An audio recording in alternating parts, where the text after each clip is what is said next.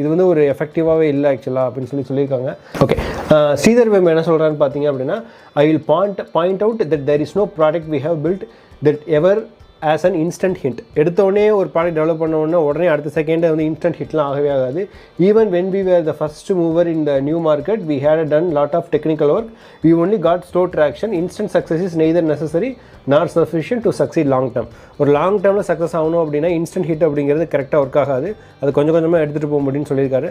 அதே போல் இன்னொரு ஒரு யூசர் வந்து அதில் கமெண்ட் பண்ணியிருக்காரு ஆக்சுவலாக, லைக் அந்த மெயின் போஸ்ட் இது ஸ்ரீதர் வெம் போடுறது இல்லை, அவர் யாரோ நார்மலாக ஒருத்தர் ஆக்சுவலாக அவர் என்ன சொல்லியிருக்காரு அப்படின்னா, இதை வச்சு அடுத்து வர போகிற டெவலப்பர்ஸ் வந்து இந்த மாடலோட ஃபெயிலியர், இது எதனால் ஃபெயிலியர் ஆச்சு அப்படின்னு பேஸ் பண்ணி அடுத்த ஒரு மாடல் டெவலப் பண்ணுவாங்க. So this will help us to develop the model ஆக்சுவலாக. ஓகேவா? ஸோ இதான் இதோட கான்செப்ட். ஐ திங்க் நானும் கடைசியாக சொன்ன இந்த 2 பாயிண்ட்டை வந்து எடுத்துக்கிறேன். அந்த இன்வெஸ்டர், அதான் பிஸ்னஸில் முக்கியமான ப்ராப்ளம் என்னென்னு பார்த்தீங்க அப்படின்னா,